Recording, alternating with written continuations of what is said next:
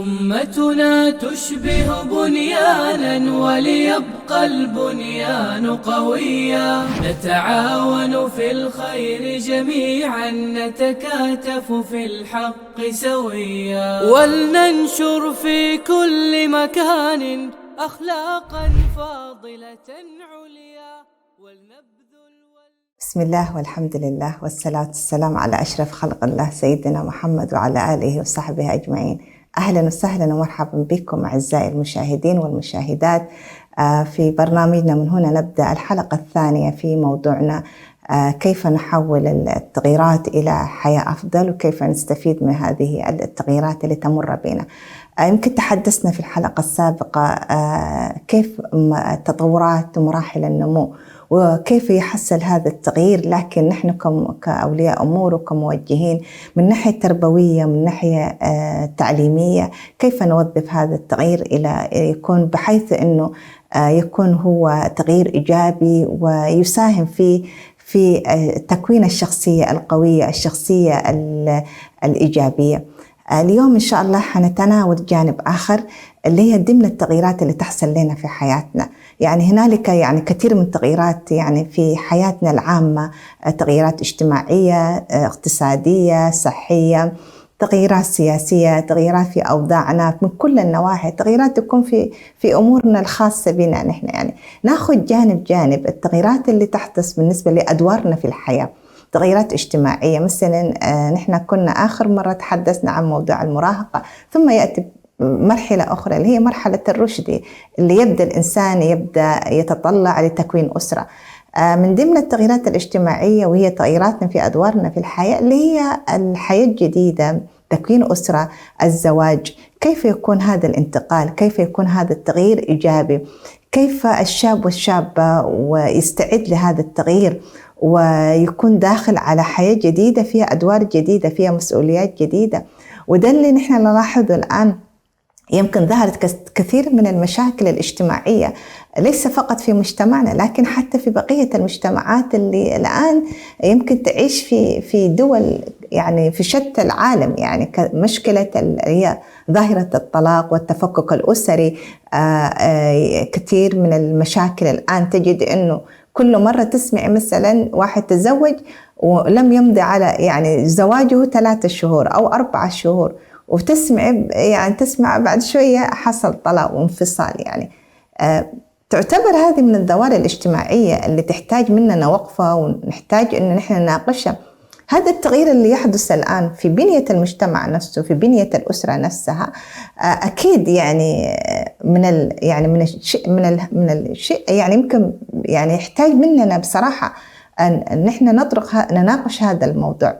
الشاب والشابة اللي هم انتقلوا للحياة الزوجية ما كانوا مستوعبين هم دورهم. ان احنا انا الان اذا ما تقبلت هذا الدور الجديد، انا كزوجة حيكون عندي بيت، مسؤوليات، فهذه الحياة الجديدة والدور الجديد يحتاج مني ان انا اكون عندي وعي كامل، يكون عندي انا دراية، يكون عندي انا تقبل لهذا الدور. بنفس الطريقة للشاب نفسه. المسؤولية ما فقط على الشابة أو هي الزوجة اللي هي الآن مقبلة على تكوين أسرة جديدة. الشاب كذلك يحتاج منه أن يستوعب، يحتاج أن يفهم الآن ما عاد مجتمعاتنا مثل السابق. الآن الأمور كثير من الأشياء تغيرت. فهذه هي الأشياء اللي نتج عنها ظواهر اجتماعية، نتج عنها اللي هو زي ما ذكرت الطلاق. كان اتوقع أنا واحدة من أسباب هذه المشاكل إنه ما كنا نحن مهيئين لهذا التغيير، ما كنا نحن مستعدين لهذا التغيير. كيف أنا أتعامل مع زوجي؟ يمكن أحيانا ما أعرفه، أو سبحان الله تجد أنه خلاص هو عايش مغترب، يعيش في دولة فلانية وهكذا. لكن وعينا وإدراكنا وما نملكه من أدوات. نحن دائما بنمتلك أدوات مادية لتكوين البيت، لكن تنقصنا أدوات لتكوين الجانب النفسي، الاجتماعي، الجانب الروحي، الجانب الحياتي.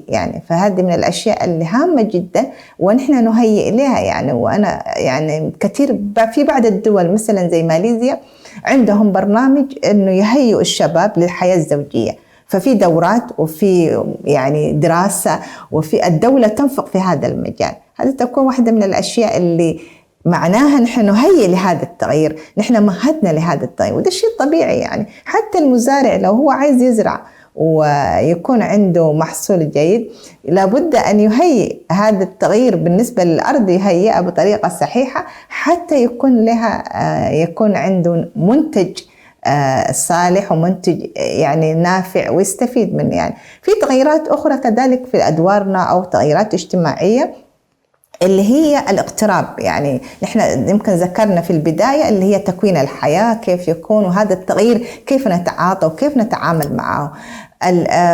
في يعني تغيير آخر اللي هو أصلا أسرة مكونة وكانت تعيش مثلا في أي دولة، إذا كان دولة في دولتها الأم، مثلا إذا كان الأسرة تعيش في إريتريا، في السودان، في أي دولة، في مصر، في أي كان المكان، بيكون في اقتراب، الزوجي يقترب، يكون في حدث تغيير في الأسرة نفسها. يعني هذا التحول انه هو اصبحت الاسره الان فقط اللي بدل ما المفروض يكونوا هم الام والاب والزوج والزوجه، اصبح هنالك تغيير في حتى في تكوين الاسره نفسها، فيكون الضغط كله مثلا على الام، هي اللي تقوم بادوار الزوج وادوار الاب وادوار كل شيء. يعني هذا التغيير بصراحه يعني واحده من المحطات اللي يكون لها اثر. يعني انا اذكر قصه شاب عمره كم 20 سنه، كان يدرس في دولة، يعني انتقل مثلا وجد منحة وسافر لدولة، بعدين يعني حصل شيء واضطريت أنا أتواصل مع هذا الشاب، فقلت له أنت عنده مشاكل في الجامعة وتقريبا جمد الدراسة وخلص قرر أنه يترك بعد ما سبحان الله رب هيأ له هذه الفرصة. قال لي أنا أرجع لازم لأسرتي. قلت لي يعني ما هو السبب كذا؟ قلت لي ما تتواصل مع أبوك وكذا الوالد؟ قال لي أنا حياتي كلها أنا أبوي أعرفه فقط يعني شهور، في كل 4 سنوات أنا ألتقي في شهر شهرين، يعني ما في وجود لأبي في حياتي. فبصراحة يعني هذه مثل هذه المواقف، يعني إذا كان في الإنسان حتى أقرب ما يقدر ما في إمكانية حتى الرجوع للوالد اللي هو يعتبر أقرب يعني مثلا صديق أو أقرب شخص لهذا الشاب. يعني هذه التغييرات حقيقة نحن دائما نقول يعني هذه التغييرات نحن ما نوظفها، يعني ما نقول انه الشخص ما يقترب، لانه طبيعي انه الواحد حيبحث عن الحياة افضل وحتى يوفر حياة كريمة لأسرته حيضطر يقترب وحيضطر يهاجر وحيضطر يسافر اماكن اخرى. لكن ما يمنع انه مع الاقتراب، مع هذا التغيير اللي يحصل في بنية الأسرة، ما يمنع انه تكون هنالك وسائل، هنالك تكون يعني آلية كيف أنا أتواصل، كيف يكون في يعني التواصل مستمر مع أبنائي. يعني ما حنعدم وسيلة مستحيل، يعني فتكون هي من ضمن الأولويات، لأنه نحن حتى نذكر دائما في التربية هم يعتبر قطارين، يعني زي هو قطار فيه القضيب الأول اللي هو التوازن والانضباط، والقضيب الثاني اللي هو اللي يصير فيه قطار الحياة اللي هو فيه العطف، فيه الحب، فيه الحنان، فيه الرحمة، فيه كل المشاعر الوجدانية موجودة فيه. فما حيصير هذا القطار بالشكل الصحيح وما حينتقل من محطة لمحطة في حياته في طريقه ما لم يشبع هذه الاحتياجات. هذه واحدة من الأشياء التغييرات اللي تحصل، لكن نحن ما نكون مستعدين، ما مهيئين لها بالشكل الصحيح. يعني تنقصنا الأدوات، تنقصنا المهارات، ينقصنا الترتيب للأولويات حتى يعني نتعامل معها. هنالك يعني تغييرات كمان اقتصادية، مثلا الشخص يفقد وظيفته، مثلا حتى لو ما وظف يعني فقد الوظيفة 100%، أحيانا يفقد جزء من الوظيفة، بمعنى أنه يقل الراتب، في متطلبات الحياة، متطلبات الأبناء.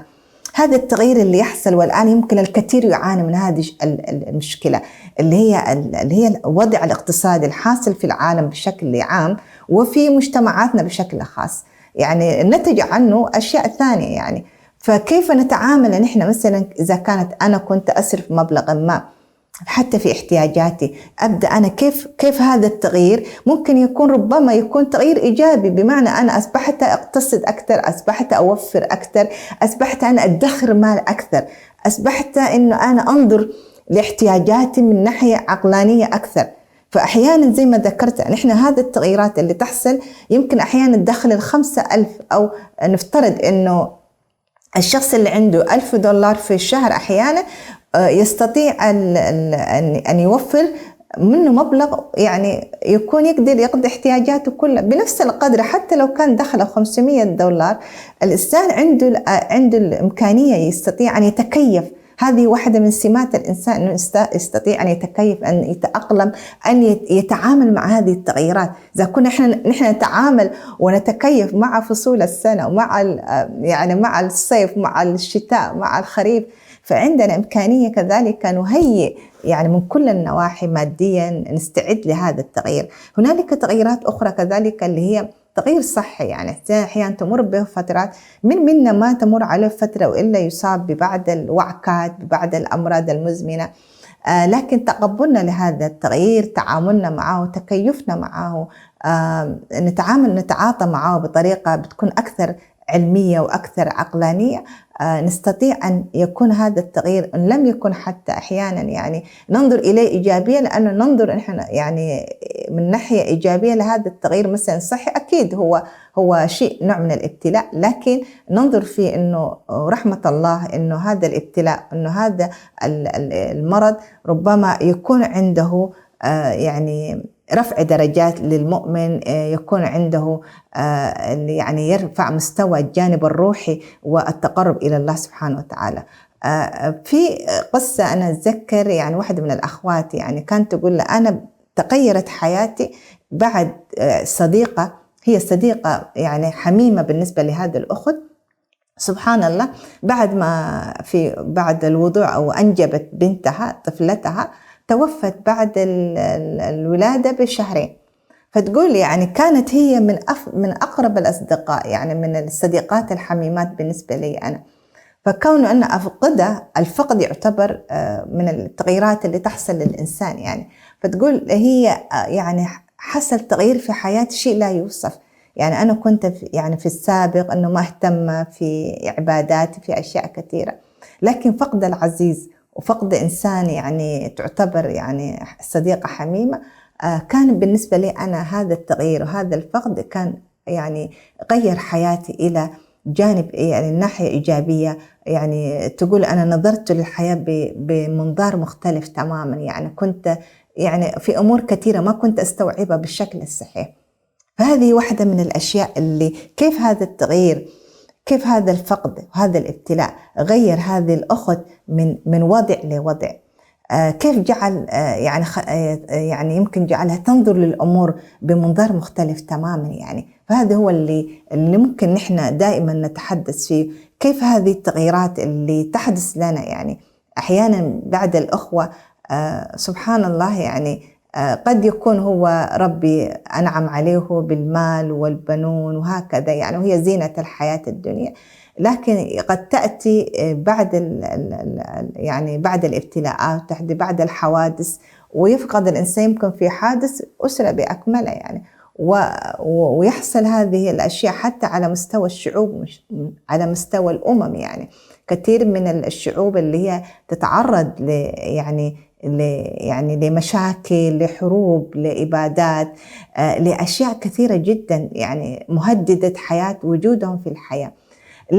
لكن هذه التغييرات، هذه الأشياء اللي تحدث بالنسبة لنا نحن، كيف حولت بعد الأفراد، بعد الشعوب، أصبحوا هم أقوياء أكثر، أصبحوا هم ثقة بنفسهم أكثر، أصبحوا هم نموذج يقتدى بهم، أصبحوا هم قدوة بالنسبة لكل يعني المجتمعات. زي ما ذكرت يعني هذه التغييرات التي حدثت يعني وتحدث للكل يعني، وهي مستمرة يعني، كيف نوظفها بحيث أنه تكون حياتنا حياة إيجابية، وهو ما نسعى إليه. نحن نسعى لحياة إيجابية، حياة مستقرة، حياة فيها توافق. يعني وصلنا لنهاية حلقتنا، إلى أن نلقاكم في الحلقة القادمة إن شاء الله. نكمل في الحلقة القادمة آليات التعامل مع التغيرات. نستودعكم الله، والسلام عليكم ورحمة الله تعالى وبركاته. أمتنا تشبه بنيانا وليبقى البنيان قويا، نتعاون في الخير جميعا، نتكاتف في الحق سويا، ولننشر في كل مكان أخلاقا فاضلة عليا، ولنبذل